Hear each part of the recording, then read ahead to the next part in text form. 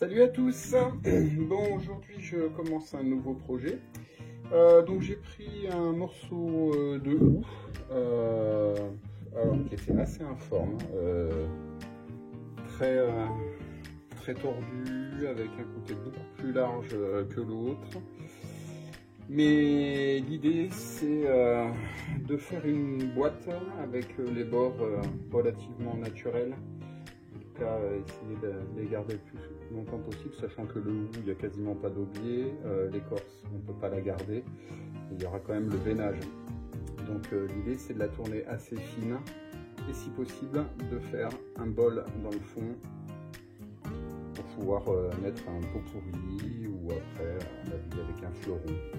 Donc je vais voir ce que ça peut donner. Il sera présenté comme ça et l'arrondi sera dans ce sens-là. Et il y a l'arrondi naturel qui est dans ce sens-là, qui risque de donner peut-être quelque chose de sympa. Voilà, allez, je le prépare pour le piquer sur le tour entre pointins et on y va. Voilà, le chou-pépère est piqué entre point d'entraînement et contre-pointe. Et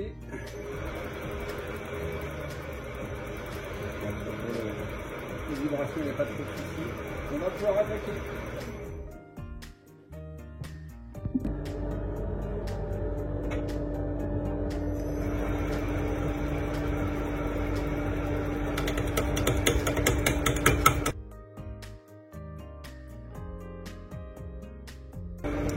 Au début, ça tabasse. Hein.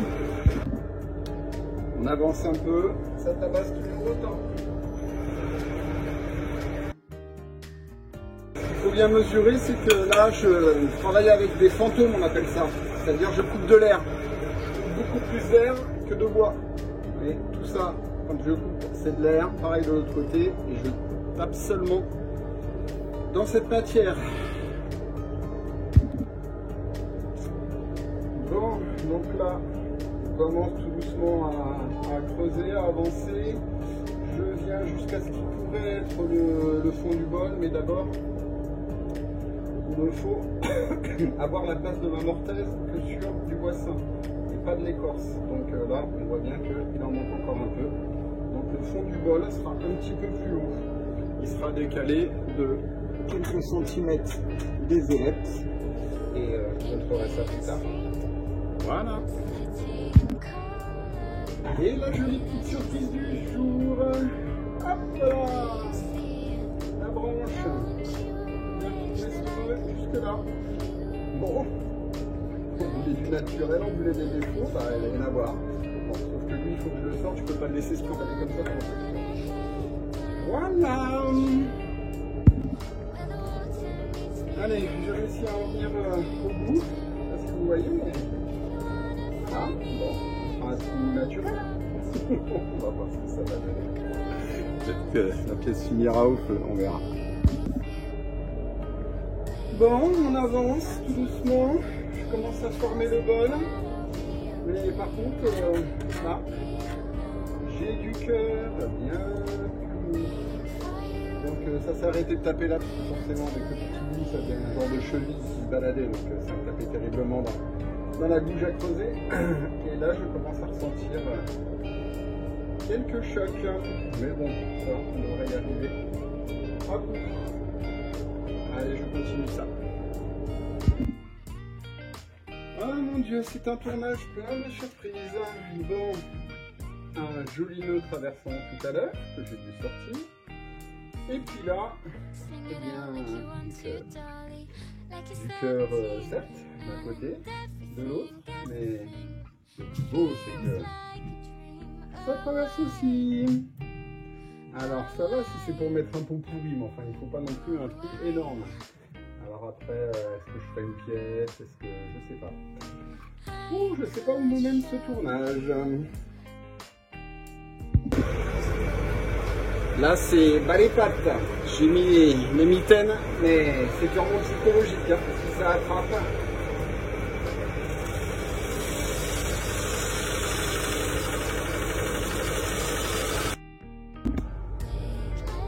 Allez, la même, on passera clé avec la bouge à creuser.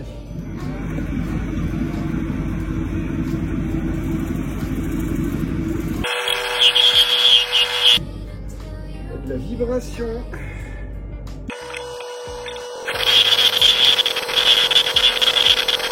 Cette vibration quand tu nous tiens. Bon, après, c'est aussi du gros trou, hein, mais ouais, c'est ça. Bon, il va falloir que je les rentre dedans. Bon, là, ça a bien minimisé les choses. Je devrais passer avec m'en sortir avec un trou comme ça en passant tout devant. Mais là, par contre, là, je sens que je vais, je sais pas, faire une petite grille. On va essayer de trouver quelque chose.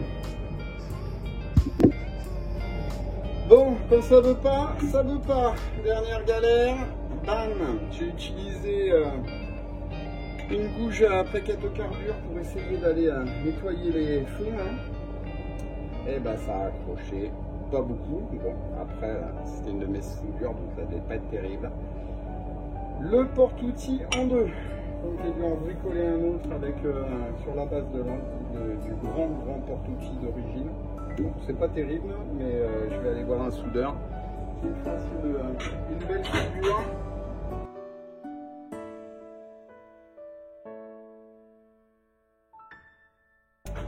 Et bah là je vais le sortir, couper le petit moignon là, qui reste, le retourner, dégrossir. Et là je vais tenter quelque chose pour que ce soit plutôt sympa, pas laisser ce trou là. Donc pour boucher ce trou, arrêter ces deux fissures, boucher ce trou, et alors celui-là c'est pour moi le plus compliqué. Je ne sais pas trop comment faire. Allez, on va bien trouver des solutions. Allez, la bébête est retournée. Je garde la contrepointe. Fixe avec le tenon au cul du bol. Je vais commencer par enlever cette horreur là. Et puis ensuite, je vais dégrossir, mais garder quand même suffisamment d'épaisseur pour pouvoir faire ce que je veux. Vous verrez tout à l'heure. Allez, en avant.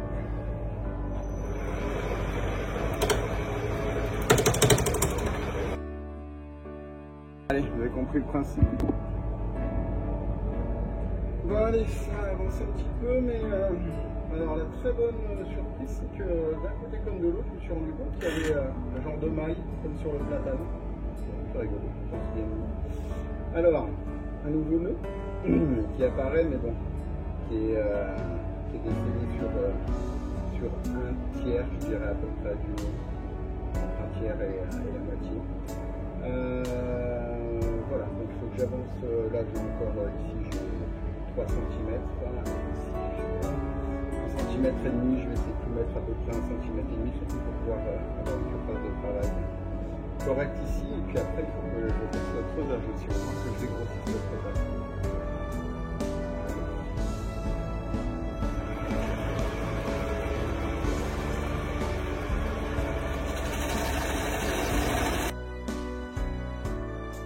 Allez, je continue comme ça.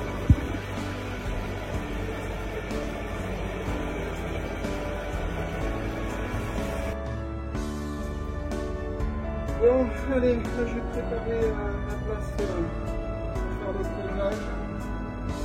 Ça devrait à peu près aller, donc bon, je sais pas si vous arrivez à voir.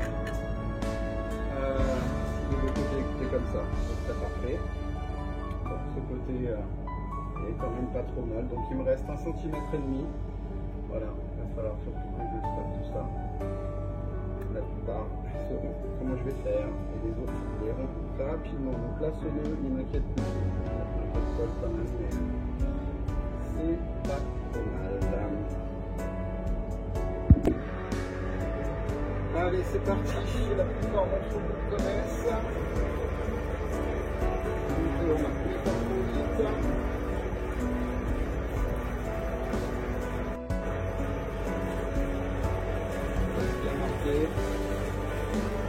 Et c'est parti, je vais accélérer tout ça.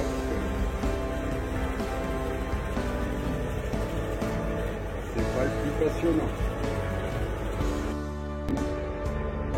Allez, on continue le gros taille crayon. C'est parti pour la taille dessus.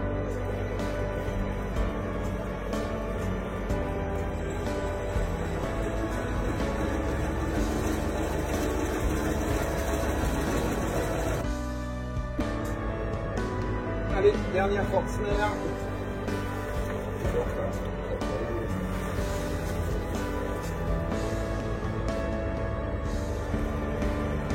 Et ça me servira de mortaise, de retourner le bol.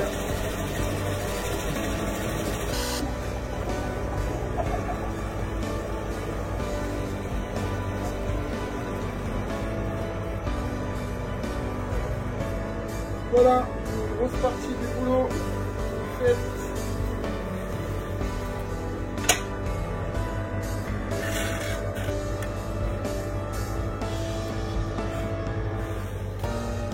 Ouais.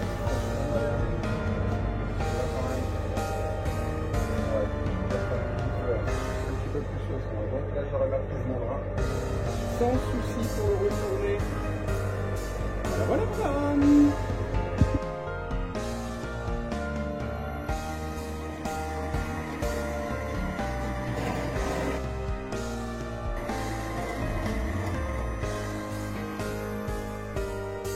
Allez, une cheville dans ton doigt, que je choisis seulement. Ça devrait être bon. Après, on va venir parler des fissures. Au suivant. Allez, notre adaptation. On va barrer les fissures.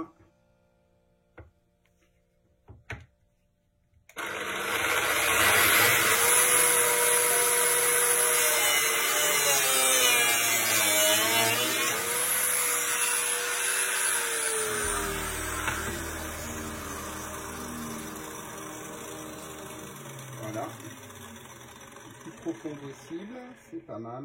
Et là, j'ai encore une petite idée. Allez, je fais l'autre.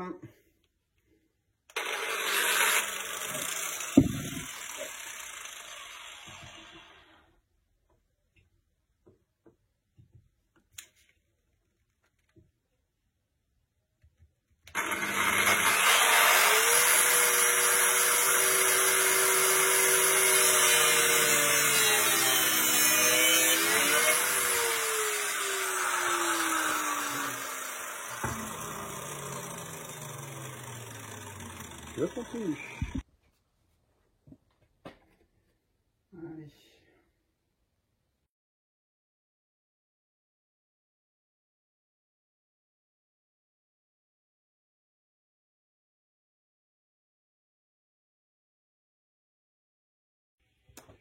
Bon, voilà, il m'aura fallu quelques jours de tergiversation pour réussir à réparer le gros trou qui était quand même quasiment de un trou de 30. Donc j'ai foré à 35 avec une mèche Forstner sur la perceuse à colonne.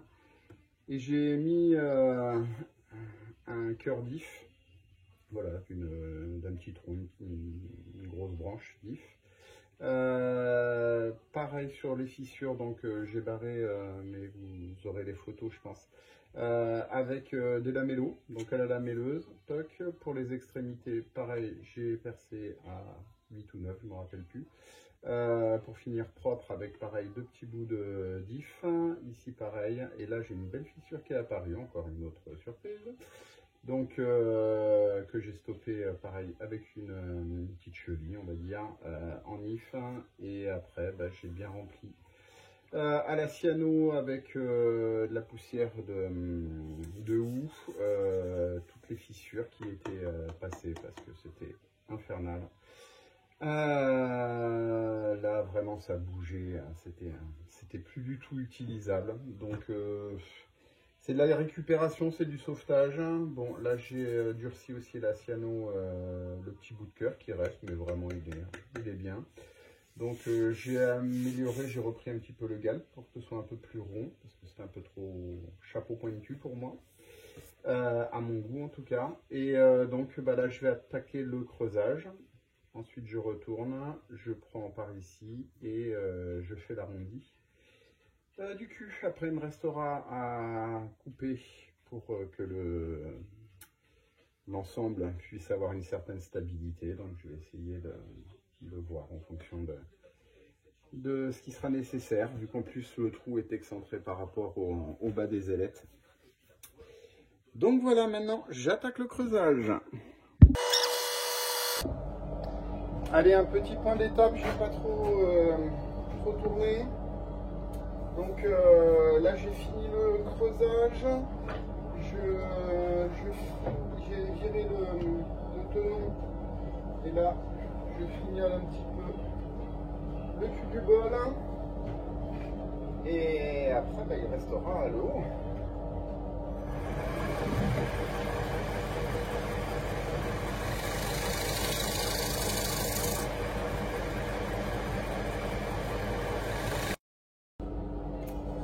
C'est pas mal.